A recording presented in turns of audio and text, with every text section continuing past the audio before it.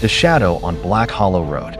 The town of Black Hollow sat deep in the forests of rural West Virginia. It was the kind of place where everyone knew everyone, where old stories were passed down through generations, and where people locked their doors before sunset without ever explaining why. At the edge of town ran a narrow road called Black Hollow Road. Most people avoided it after dark. The road twisted through thick woods and ended near the ruins of an abandoned farmhouse that had burned down nearly 80 years ago. The locals claimed the place was haunted. Of course, outsiders laughed at those stories, until they experienced the road for themselves. In October 2024, 24-year-old Ethan Walker moved to Black Hollow to start work as a forest surveyor. He rented a small cabin outside town and quickly noticed that nobody liked talking about Black Hollow Road. One evening at a diner, Ethan asked an elderly man named Harold about it. The old man's face immediately turned pale. "You stay away from that road after sunset," Harold said. Ethan chuckled. "Ghost stories." Harold didn't smile. "Some stories aren't stories." The diner fell silent. Nobody said another word. A week later, Ethan worked late in the forest. By the time he packed his equipment, darkness had fallen. His GPS suggested Black Hollow Road as the fastest route home. Remembering Harold's warning, Ethan hesitated. Then he laughed. Ghost stories. Nothing more. He turned onto the road. The forest seemed strangely quiet. No birds. No insects. No wind. Only the hum of his truck engine. The deeper he drove, the darker the woods became.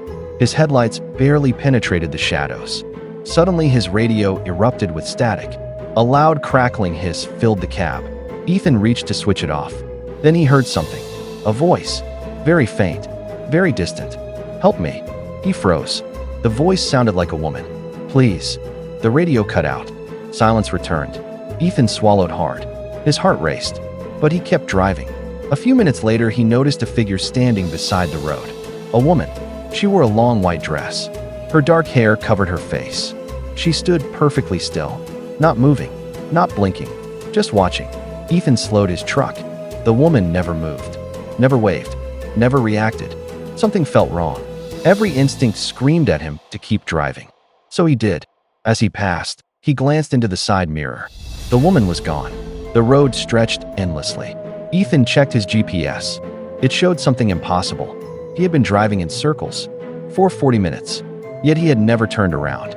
Sweat formed on his forehead. The fuel gauge suddenly dropped. Half a tank, then a quarter, then nearly empty. The truck's headlights flickered. The forest seemed to press closer, like the trees were moving, watching, waiting. Then he saw the farmhouse, the burned farmhouse. The ruins stood in a clearing beneath the moonlight. Blackened walls, collapsed roof, broken windows. Ethan slammed the brakes. He had reached the end of the road. Relieved, he turned the truck around. Yet after 10 more minutes of driving, the farmhouse appeared again, ahead of him, waiting. Impossible. Ethan felt genuine fear for the first time. Something moved inside the ruins. A silhouette, then another, then dozens. Tall, dark figures standing in the burned remains of the house. Their eyes glowed pale white, watching him, not moving, not blinking, watching. The truck engine suddenly died. The headlights went out. Darkness swallowed everything. Ethan fumbled for his phone. No signal. No GPS. No flashlight. Dead battery, even though it had been fully charged. Outside, footsteps echoed through the clearing. Crunch, crunch, crunch. Slowly approaching. The truck rocked gently. Something touched the driver's side door. A long scraping sound dragged across the metal. Then came a knock. 3 slow knocks. Tap, tap, tap. Ethan couldn't breathe. Another knock. This time on the passenger side. Then another behind him. As if multiple people surrounded the truck. The windows began to fog. Words slowly appeared on the glass. Written from the outside. "Help US." Ethan stared in horror. More words appeared. "We never left."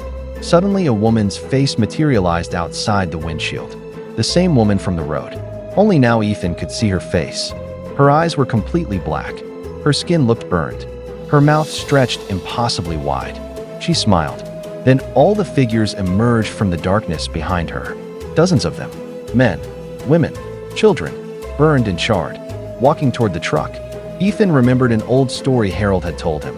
In 1946, the farmhouse caught fire. A family of 12 died inside. Some claimed they were trapped. Others claimed the townspeople deliberately locked them inside. The truth was never discovered.